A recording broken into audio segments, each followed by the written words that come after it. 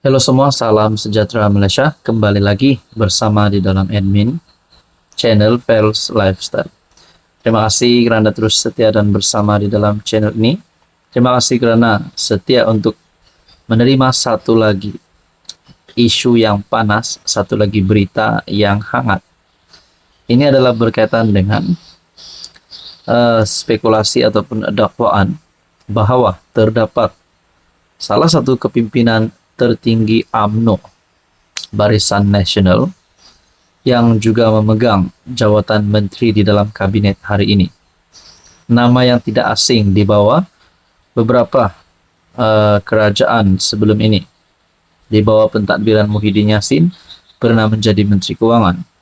Pentadbiran Ismail Sabri Yaakob pernah menjadi Menteri Kewangan. Dan sekali lagi, di bawah pentadbiran Anwar Ibrahim, Kerajaan Madani, Kerajaan Perpaduan, Tengku Zafrul, sekali lagi dilantik menjadi Menteri MITI. Nah, berkaitan dengan ini, satu tulisan yang saya terima melalui Syabuddin Husin. UMNO nak tunggu apa lagi? Mana tahu ini laluan untuk Zahid Hamidi jadi PM11 dan PMX menjadi ex-PM.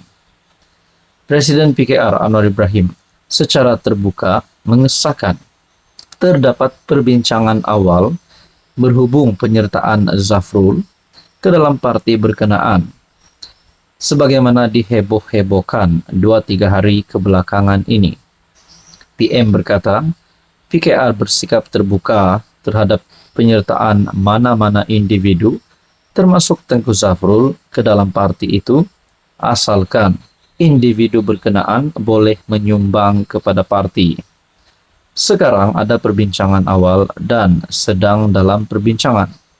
Prinsipnya kita ambil sikap terbuka, orang yang boleh beri sumbangan pada parti tapi dengan kemasukan cara baik. Dengan pengakuan Anwar ini, sudah terang lagi bersuluh bahawa usaha mencuri Tengku Zafrul untuk dibawa ke menyertai PKR adalah berita yang sahih lagi benar menurut Syabuddin. Tengku Zafrul yang dikabarkan akan mengeluarkan kenyataan media. Dengan ini tidak perlu lagi mengeluarkan kenyataan yang berbeza dengan Anwar.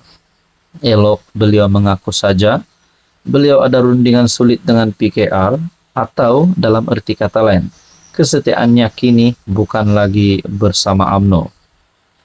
Dengan pengakuan tulus ikhlas Anwar, bererti bukan saja budaya lompat parti dibenarkan di bawah kerajaan Madani, di sebalik pengurusi PH itu sendiri memperjuangkan akta anti lompat parti, malah sekarang perbuatan mencuri ahli rakan sendiri juga seolah-olah mahu dibudayakan. Tindakan mencuri ahli UMNO yaitu parti yang sebelum ini berjasa kerana memungkinkan Anwar berjaya menjadi PM, tidak lain ialah bagi tujuan melemahkan UMNO itu sendiri dalam PRU 16, sekaligus menjadikan PKR kelihatan lebih kuat. Demikian itu, selepas Tengku Zafrul berjaya dicuri, tidak mustahil 3-4 siri pencurian pemimpin UMNO yang lain akan menyusul selepas ini. Maka itu UMNO sekarang ini tidak perlu lagi merintih, meluahkan rasa kesal dan kecewa dengan apa yang dilakukan Anwar. Sebaiknya oleh kerana Tengku Zafrul pun ternampak tiada lagi kesetiaan kepada UMNO, biarlah dilepaskan saja beliau bersama PKR. Dalam hal ini UMNO harus terus sedar bahawa Zafrul dibawa menyertai kabinet ketika era Muhyiddin menjadi PM. Ketika itu beliau ada menyebut dirinya bukanlah ahli kepada mana-mana parti. Kemudian apabila Ismail Sabri menjadi PM, kecondongannya mulai kepada UMNO sehingga timbul pula berita beliau kini kononnya sudah menjadi ahli UMNO sejak 1990-an. Dengan itu beliau kemudian diberi ruang bertanding atas tiket BN di Kuala Selangor tapi tewas kepada calon amanah. Tengku Zafrul seterusnya dipilih sebagai Ketua UMNO bahagian Kota Raja serta AMT pada pemilihan 2023 yang lalu. Andai kata ketika PRU 15 Muhyiddin jadi PM, adalah diyakini Zafrul akan memilih Bersatu sebagai wadah perjuangannya. Dan barangkali bertanding juga atas tiket PN pada PRU 15. Tetapi seiring dengan melepaskan Zafrul, afdal juga untuk UMNO memberi sedikit pengajaran kepada Anwar, yaitu segera bermufarakah atau keluar daripada kerajaan Madani. Nak tunggu apa lagi? Takkan UMNO boleh memaafkan dikhianati sebegini rupa. Mana tahu dengan tindakan UMNO keluar kerajaan akan segera pula membuka jalan untuk Zahid menjadi PM11 dan PMX serta merta bertukar menjadi ex-PM. Tawaran kepada Zahid Hamidi juga dikabarkan sudah ada sebelum ini. Kadang-kadang kerja Tuhan berlaku di luar pemikiran terhadap manusia menjangkaunya. Menurut Syahbudin pada 15 Desember. Saudara-saudara, Anda rasa apa yang akan berlaku? Silakan komen di bawah. Salam sejahtera Malaysia, saudara-saudara yang saya amat hormati, tuan-tuan dan puan-puan. Rupanya tular di media sosial berkaitan dengan calon-calon TYT Sabah yang baru. Saudara-saudara, beberapa nama telah diumumkan. Bahkan di dalam channel ini, saya ada membuat survei ataupun satu undian melalui community channel ini. Ada yang kata Haji Ji letak jawatan Ketua Menteri untuk jadi TYT. Dan akhirnya timbalan Ketua Menteri Sabah Jeffrey Kitingan naik pangkat jadi Ketua Menteri. Ada yang kata Syafiq Abdal boleh jadi TYT. Jadi banyak lagi lah masih dimanjun jadi Ketua Menteri, jadi TYT dan sebagainya. Tapi antara nama yang menjadi top sebutan di kalangan rakyat Sabah adalah Musa Aman. Yang pertama dan yang kedua, Pandikar Amin Mulia, dan seterusnya Joseph Pairin Kitingan. Nah, antara tiga nama ini, sudah pasti kepada penyokong ketiga-tiga nama ini, mahu yang mereka sokong itu, sama ada Musa Aman, Joseph Pairin Kitingan, Pandikar Amin Mulia, untuk jadi TYT yang baru.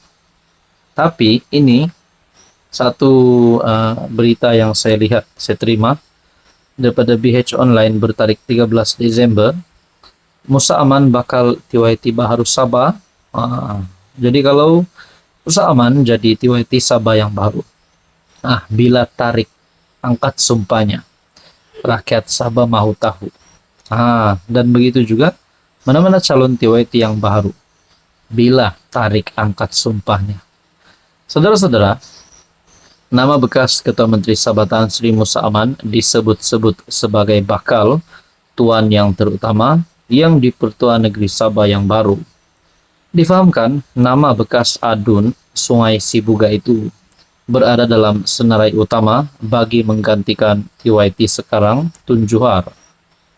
Tun Juhar akan tamat tempo perkhidmatannya pada 31 Desember selepas memegang jawatan berkenaan sejak 2011. Menjadikan TYT paling lama berkhidmat setakat ini. Musa 73 yang menjadi Ketua Menteri Sabah paling lama bermula pada 2003 hingga 2018. Dikatakan bakal mengangkat sumpah jawatan di hadapan yang di Pertuan Agong di Istana Negara pada 17 Desember. Berita mengenai perkara itu mula tersebar di media sosial sejak yang menyebut istiadat pengurniaan surat cara pelantikan kepada TYT yang di Pertuan Negeri Sabah pada 17 Desember 2024, 9.30 pagi hingga 11 pagi di Singgasana Kecil Istana Negara. Sebelum ini, Ketua Menteri Sabah, Datuk Seri Haji Jinor, berkata, kerajaan negeri akan mengemukakan senarai nama TYT baru untuk dipertimbangkan oleh yang di Pertuan Agong. Berikutan tempoh perkhidmatan Tun Juhar sekarang dijadwal tamat pada 31 Desember. Agong akan memilih TYT yang baru. TYT yang baru akan angkat sumpah. Persoalannya, adakah sudah dipastikan TYT yang baru itu adalah Musa Aman? Apa komen Anda?